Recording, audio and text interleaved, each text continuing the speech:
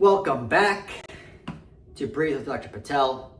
You just saw a video on centering your attention when your mind gets very active, like a monkey jumping from tree to tree, unconsciously, as we've been conditioned by society to live as a slave to the mind.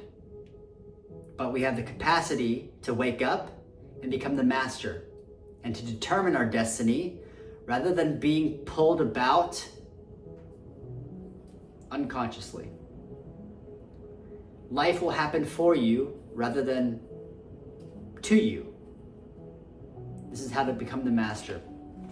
So, first question, who am I? All right. And what I'm going to do is I want to show what the mind would say right here. And I want to show what the observer would say right here. Okay? So the mind would say your name, maybe your age, gender, job, role in family, likes, dislikes, beliefs,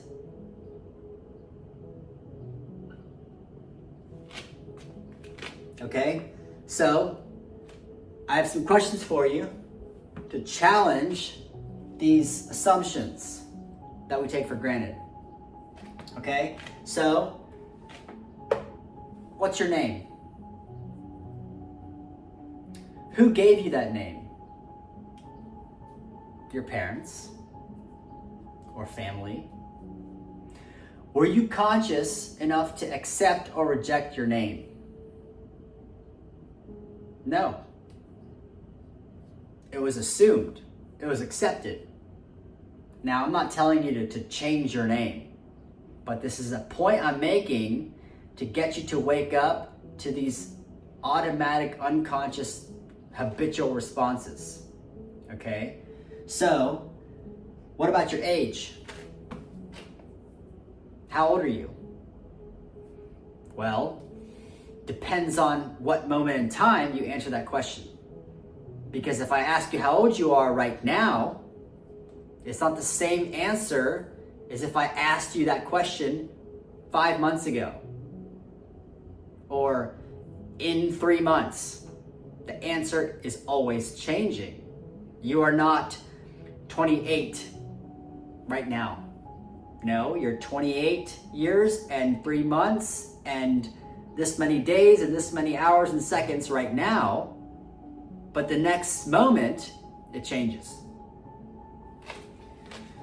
Gender, okay? I don't want to get controversial with what people are talking about nowadays and expressing their opinions on whether they're a man or a woman or trans or, this is beyond opinion, okay? This is pointing you in a direction to wake you up to who you are. Universally, cosmically, okay? So if I were to ask you, are you a man or a woman? Okay? Or are you trans? Or how do you identify yourself? You would have a label. You would have an answer for that, right? But that answer comes from you looking at yourself in the mirror and saying, because I have these characteristics in my body, that I am this. So what that means is we're allowing the physical dimensions to determine who we are. Okay, and the yogis have said this for thousands of years. Okay, Buddhists, Chinese monks, they all say the same thing. Okay, before there was body, there was something else. Okay? So you have consciousness, which created mind, which then created body. These are different rates of vibrations, okay? And as you go down,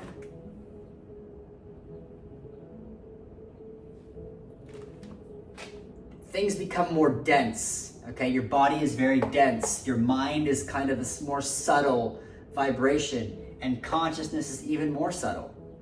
So think of body as the child. And think of mind as the parent. And think of consciousness as the grandparent.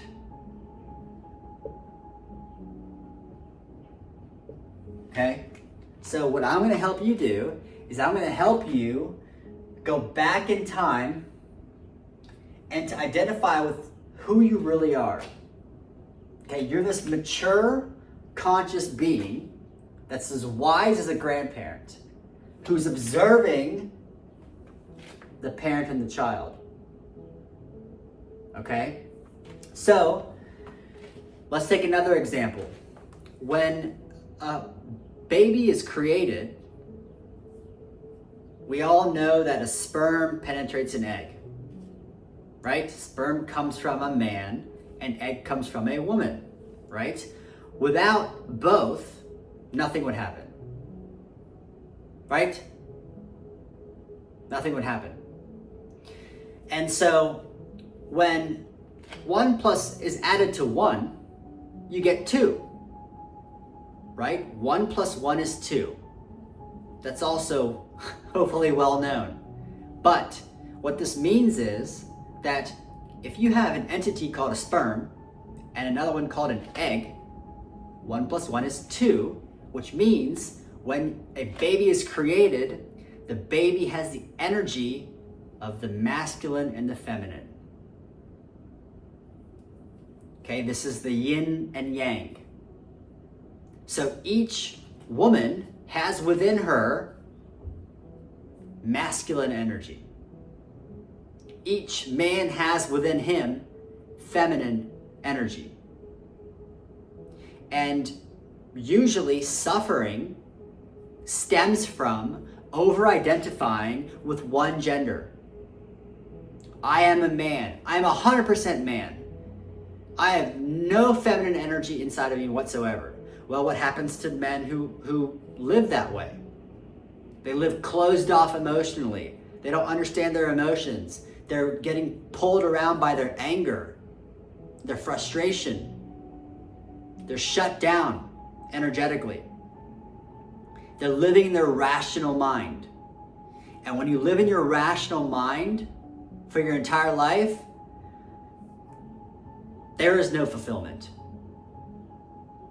There is no fulfillment. Life is very black and gray and white. You're not complete because there's imbalance in the energy field. Okay? What happens to a woman who says, I am 100% woman? Well, she lives her life just being dragged around by being over emotional, by having all these fears and anxieties constantly, no matter what. She may be happy for 30 minutes because, something amazing happened, and the next thing she knows, she's miserable. There's no rationality to balance a woman who's 100% feminine. Okay, so we both need each other. We both have both components inside of us. And this is what Carl Jung called individuation. You're completing yourself holistically by acknowledging that you are energy, not flesh. So I guess gender, saying that you're a man or a woman or trans, can be seen from the level of consciousness, mind, or body. How about your job? When I was practicing medicine, I over-identified with being a doctor. That's who I thought I was. Literally, you ask, like, who are you? Oh, I'm a doctor. That was my understanding of who I was. Now, that's a label, right? It's a label given to you. Who created the word doctor? Society. Why do people call me doctor? Because I went to school to study the human body. Okay. You know, why somebody who went to engineering school, why don't they refer to him as engineering or her as engineer? Somebody who, you know, became an actor. They don't say, you know, oh, actor Tom Cruise, you know, what are your thoughts on your latest movie? No, he's just Tom Cruise. Right? So I accepted a label given to me by society, and I thought that's who I became.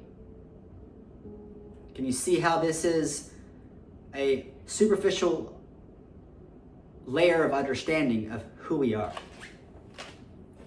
Role in family. Okay? I am a son.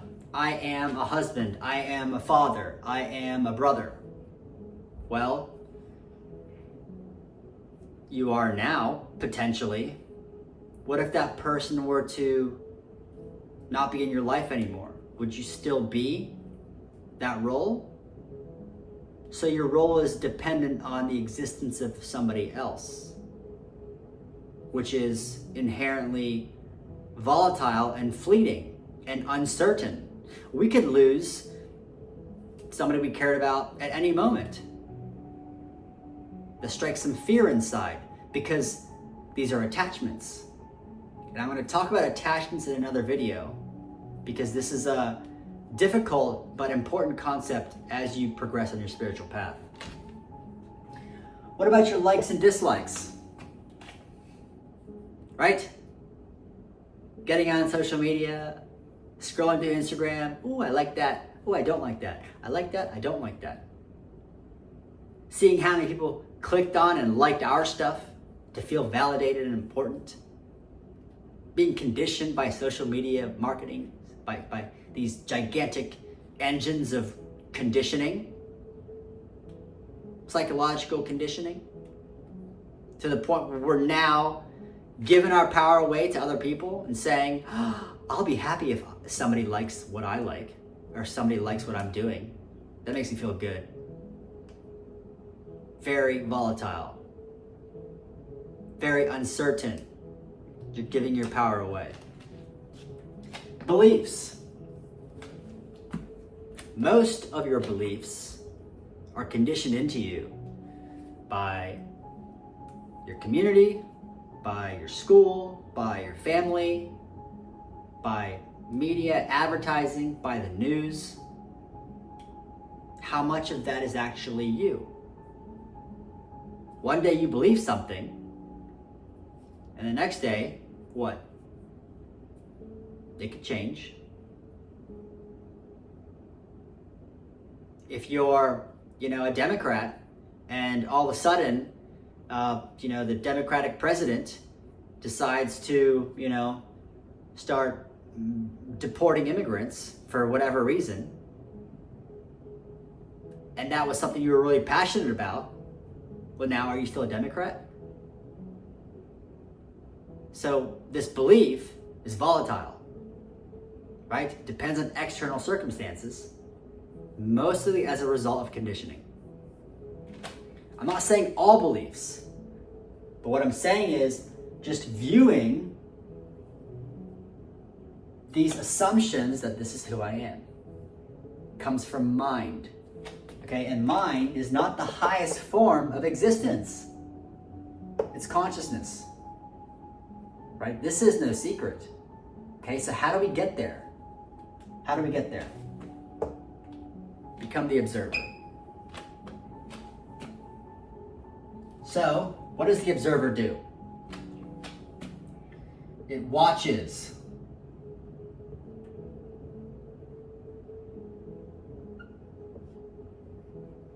witnesses.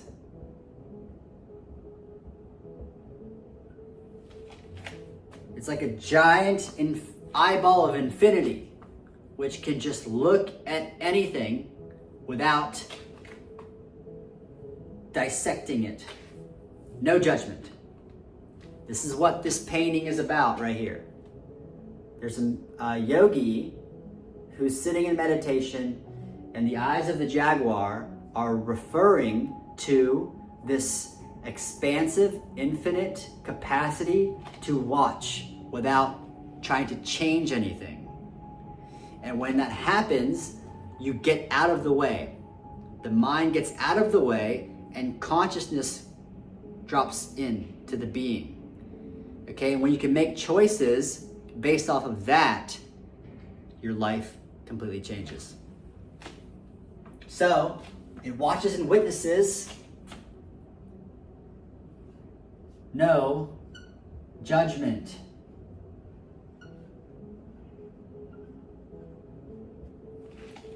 Okay? It doesn't like something and then dislike something.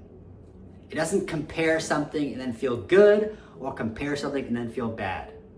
It doesn't see an idea and say, that idea is me, that resonates with me, or this does not resonate with me. It just watches. It just witnesses without trying to change anything. So, when you start asking yourself this question, you'll start to enter a space of silence.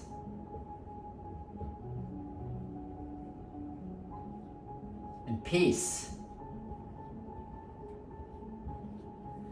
Now, when this happens, something that could possibly happen is you don't like the silence. You don't like the peace. Why? It's because the monkey wants to jump from tree to tree. And in silence and peace, the monkey is just chilling. He just had a banana, he's chilling on the jungle floor. He's got his hand, behind his head, resting on a tree trunk. He's not doing anything. The monkey is chilling. Silence and peace. All right? So, take this, let it simmer. If you found this valuable, like and subscribe, tell your friends, share some comments below about things you identify with, the things you observe, and let's grow together. If you came this far, stick around for my next video where I'm going to answer the second most important question of, where am I? Check it out. I'll see you soon.